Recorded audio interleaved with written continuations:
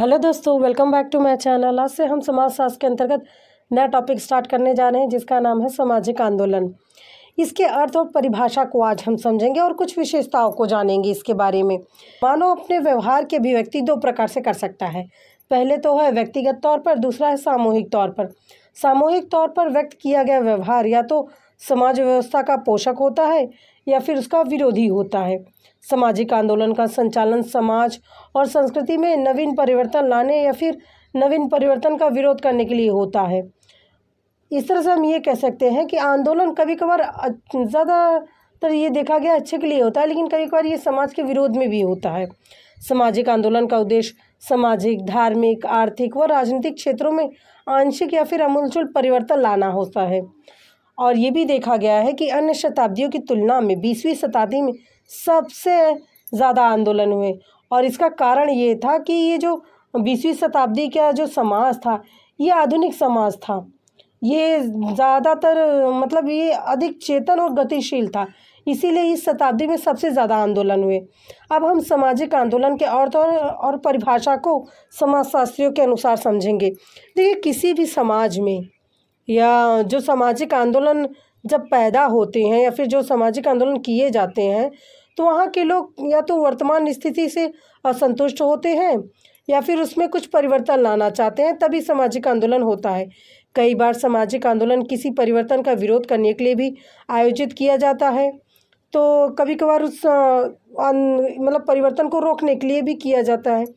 सामाजिक आंदोलन के पीछे कोई विचारधारा अवश्य होती है यानी कि हम ये कह सकते हैं कि एक सटीक विचारधारा होती है कि जो परिवर्तन हो रहा है ये सही नहीं है, या फिर हमें ये जो हमारा समाज है इसमें हमें क्या परिवर्तन लाना चाहिए कि हम और उन्नतशील हो। तो इस तरह से समाजशास्त्री ये कहना चाहते हैं कि सामाजिक आंदोलन के पीछे एक आवश्यक विचारधारा ज़रूर होती है। किसी आंदोलन का प्रारंभ पहले असंगठित रूप में होता है और धीरे धीरे उनमें व्यवस्था और संगठन पैदा हो जाता है। सामाजिक आंदोलन के एक सामूहिक व्यवहार होने के कारण ही समाजशास्त्री कॉमंट, दुर्कीम, लिम्बा, टाडे आदि की इसमें काफ़ी रुचि रही है। सामाजिक आंदोलन प्रारंभिक समाजशास्त्रियों की रुचि परिवर्तन के एक प्रयास के रूप में रही, यानी कि जो प्रारंभिक समाजशास्त्री थे ये सामाजिक आंदोलन को एक परिवर्तन के रूप में देखते थे, जबकि वर्तमान समय के समाजशास्त्री सामाजिक आंदोलन को एक परिवर्तन उत्पन्न करने या उसे रोकने के प्रयास के रूप में देखते हैं। सामाजिक आंदोलन को इसी अर्थ में परिभाषित करते हुए समाजशास्त्री टर्नल और किलियन ने लिखा है कि एक सामाजिक आंदोलन को एक समाज अथवा समूह जिसका कि वो एक भाग है के अंतर्गत कुछ निरंतरता से परिवर्तन उत्पन्न करने या एक परिवर्तन को रोकने के लिए सामूहिक व्यवहार के रूप में परिभाषित करते हैं। यानी कि टर्नर और किलियन ये कहना चाहते हैं कि एक समाज या समूह जिसके अंतर्गत वो रह रहा है उसमें वो कुछ परिवर्तन लाना चाहता है या फिर जो परिवर्तन हो रहा है उसे रोकना चाहता है, तो इसी को हम सामाजिक आंदोलन कहेंगे। और इसी तरह से समाजशास्त्री हटन, हर्बर्ट ब्लूमर, मैरिल एल्ड्रिज, थियोरसन, रोस, कैमरॉन, एडरसन, पार्क, इन सभी विद्वानों ने अपने अपने अनुसार सामाजिक आंदोलन के अर्थ और परिभाषा को बतलाया। यानी इन सभी समाजशास्त्रियों का ये कहना था कि सामाजिक आंदोलन का उद्देश्य समाज या फिर संस्कृति में कोई आंशिक अथवा पूर्ण परिवर्तन लाना या फिर परिवर्तन का विरोध करना ही सामाजिक आंदोलन है। देखिए, सामाजिक आंदोलन में कई व्यक्ति अनौपचारिक रूप से सम्मिलित होते हैं, इसलिए एक सामाजिक क्रिया और सामूहिक प्रयास के रूप में भी इसे देखा जाता है। प्रत्येक सामाजिक आंदोलन एक विशिष्ट परिस्थिति की देन होती है, यानी कोई ना कोई समाज में ऐसी परिस्थिति ज़रूर उत्पन्न हो जाती है या परिवर्तन लाना होता है, तभी सामाजिक आंदोलन होता है। अब हम सामाजिक आंदोलन की कुछ विशेषताओं को समझेंगे, क्योंकि बिना इसके विशेषताओं को समझे हम सामाजिक आंदोलन को और अच्छी तरह से नहीं समझ सकते हैं। देखिए, पहला पॉइंट ये है कि सामाजिक आंदोलन सामाजिक परिवर्तन का ही एक ढंग है या स्वरूप है। यानी कि आंदोलन का उद्देश्य समाज में परिवर्तन लाना या परिवर्तन का विरोध करना होता है, इसीलिए सामाजिक परिवर्तन का एक स्वरूप है सामाजिक आंदोलन। वहीं दूसरा पॉइंट ये है कि सामाजिक आंदोलन में एक निश्चित उद्देश्य ज़रूर होता है, क्योंकि बिना उद्देश्य के जो आंदोलन अगर किए भी जाते हैं तो वो आंदोलन नहीं माने जाते हैं। तो इस तरह से सामाजिक आंदोलन में एक निश्चित उद्देश्य ज़रूर होता है।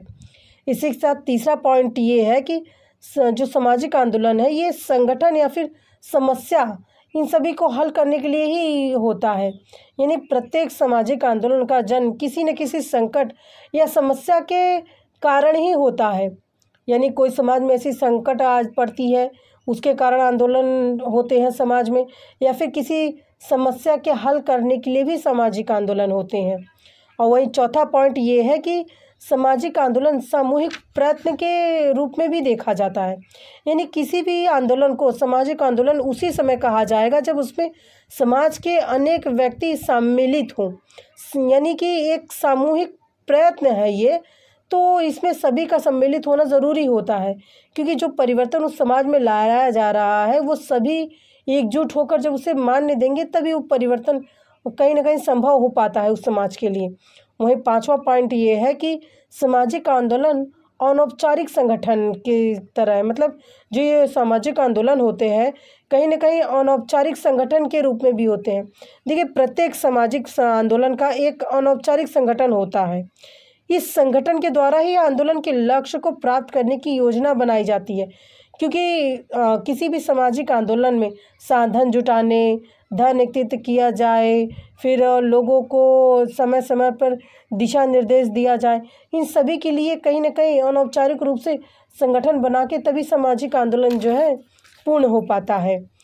और साथ ही छठा पॉइंट है नियोजित प्रयत्न। देखिए, सामाजिक आंदोलन के लिए निश्चित योजना बनाया जाता है और अलग अलग चरणों में उसे पूरा करने का सामूहिक प्रयत्न किया जाता है। अनियोजित प्रयत्नों के आधार पर सामाजिक आंदोलन को अधिक समय तक संचालित नहीं किया जा सकता है, क्योंकि जो आंदोलन होते हैं ये कहीं ना कहीं समाज के लिए अगर ज़्यादा लंबा चले तो भी सही नहीं होते हैं। तो इसलिए ये कहीं ना कहीं नियोजित प्रयत्न के साथ इसे पूर्ण करने का प्रयास किया जाता है। वहीं सातवां पॉइंट है अवैधता या समाज विरोधी प्रकृति। यानी कि ज़्यादातर ये देखा गया है कि सामाजिक आंदोलन का उद्देश्य वर्तमान समाज व्यवस्था में आंशिक या पूर्ण परिवर्तन लाना होता है, जिससे कि प्रचलित व्यवस्था या फिर जो सत्ता होती है कहीं ना कहीं उसे अमान्य कर देती हैं। यानी शुरू में उसे नहीं मानती हैं, क्योंकि कहीं ना कहीं समाज विरोध के रूप में उसे देखा जाता है। हम देखेंगे जब आंदोलन समाज में शुरू हुआ है तो पहले समाज के लोग उसको विरोध करते हैं, लेकिन जब धीरे धीरे समझने लगते हैं तब उसका सहयोग करते हैं कि हाँ, ये हमारे समाज के लिए सही है। इस तरह से यही कारण भी रही है कि सभी सामाजिक आंदोलन को पहले प्रारंभिक चरण में बहुत कम जन सहयोग मिला और कहीं ना कहीं उनकी घोर निंदा शुरू में की गई, और कई बार तो आंदोलनकारियों को सिरफिरा या समाज विरोधियों की संज्ञा दी गई। आठवां पॉइंट है वैचारिकी यानी आइडियोलॉजी। प्रत्येक सामाजिक आंदोलन के पीछे कोई न कोई वैचारिकी या विचारधारा अवश्य होती है। वैचारिकी विश्वासों, मूल्यों, मतों एवं प्रवृत्तियों का एक संगठन होता है जिसमें मानव के भूतकाल के अनुभव निहित होते हैं और इसका प्रयोग वो वर्तमान की किसी घटना की व्याख्या करने या फिर उसे उचित साबित करने के लिए करता है। वैचारिकी ही लोगों के सामने आदर्श भविष्य का चित्रण पेश करती है। 9वां पॉइंट है सुधारात्मक प्रविधि। देखिए, सामाजिक आंदोलन की प्रकृति प्रचलित समाज व्यवस्था या फिर संस्कृति में पूर्ण या आंशिक सुधार लाना होता है। जब पुरानी व्यवस्था में कुछ दोष उत्पन्न हो जाते हैं, जब सामाजिक मूल्य, आदर्श और संगठन लोगों की आवश्यकताओं और आकांक्षाओं को पूरा नहीं कर पाते हैं, तब उनमें परिवर्तन और सुधार लाना ज़रूरी हो जाता है। तो इस तरह से जो सामाजिक आंदोलन है ये सुधारात्मक प्रविधि है। इसी के साथ 10वां पॉइंट है विकास। कोई भी सामाजिक आंदोलन एक निर्मित वस्तु नहीं है, बल्कि ये धीरे धीरे विकास इसका होता है समाज में। उदाहरण के लिए हम अपने भारतीय समाज को ही ले सकते हैं, क्योंकि भारतीय राष्ट्रीय आंदोलन एक दिन या एक घटना की ही देन नहीं है, बल्कि उसका एक लंबा इतिहास रहा और समय समय पर उसमें अनेक प्रकार के कारकों ने योगदान दिया। अंग्रेज़ों द्वारा किए जाने वाला शोषण और अत्याचार और साथ ही स्वतंत्रता पाने की लालसा ने राष्ट्रीय आंदोलन को उग्र एवं संगठित बनाया। तो इस तरह से हम ये नहीं कह सकते कि सामाजिक आंदोलन एकाबैग हो जाता है या एक घटना होती है, बल्कि ये धीरे धीरे कहीं ना कहीं समाज में उत्पन्न होता है और साथ ही असंतोष के बढ़ने और संचित होने के साथ साथ सामाजिक आंदोलन भी विकसित होता है और उग्र रूप धारण करता है। कभी कभी तो आंदोलन को दबाने का प्रयास भी किया जाता है, तब कई बार ये छिन्न भिन्न भी होते हैं आंदोलनकारी। और कभी कभार तो ये भी देखा गया है कि आंदोलनकारी इस आंदोलन के चलते कभी कभार अपने प्राण तक त्याग देते हैं। तो इस तरह से हम ये सामाजिक विकास के रूप में देखते हैं आंदोलन को। इसी के साथ समाजशास्त्री ब्रूम और सेल्जनिक ने भी सामाजिक आंदोलन के 3 विशेषताओं को बताया है। जैसे पहली विशेषता है एक विशिष्ट दृष्टिकोण और विचारधारा होना, यानी सामाजिक जो आंदोलन है इसके पीछे एक विशिष्ट दृष्टिकोण होता है, विचारधारा होती है, तब कहीं जाके समाज में ये जो सामाजिक आंदोलन है ये होते हैं। वहीं दूसरा पॉइंट है दृढ़ता एवं आदर्शवाद की गहन भावना, यानी कि जब भी सामाजिक आंदोलन होते हैं तो इसके पीछे एक दृढ़ता और आदर्शवादी गहन भावना निहित होती है उसके पीछे। तीसरा पॉइंट है क्रियात्मक सोदेश्यता, यानी ये जो सोदेश्यता है ये क्या है कि जब आंदोलन शब्द है इसका अर्थ होता है गैर परंपरागत विधि द्वारा प्रार्थना करना, यानी इसके लिए सभाओं का आयोजन किया जाता है, पर्चे बांटे जाते हैं। कई बार तो छोटे छोटे आंदोलन की ओर लोगों का ध्यान नाटकीय रूप से खींचने के लिए लोग प्रयास करते हैं। तो इस तरह से आंदोलन में क्रिया या किसी न किसी गतिविधियों का चलते रहना यह बहुत आवश्यक होता है। लोगों को कुछ न कुछ करने के लिए व्यस्त रखे बिना उसकी रुचि आंदोलन में बनाई नहीं रखी जा सकती है।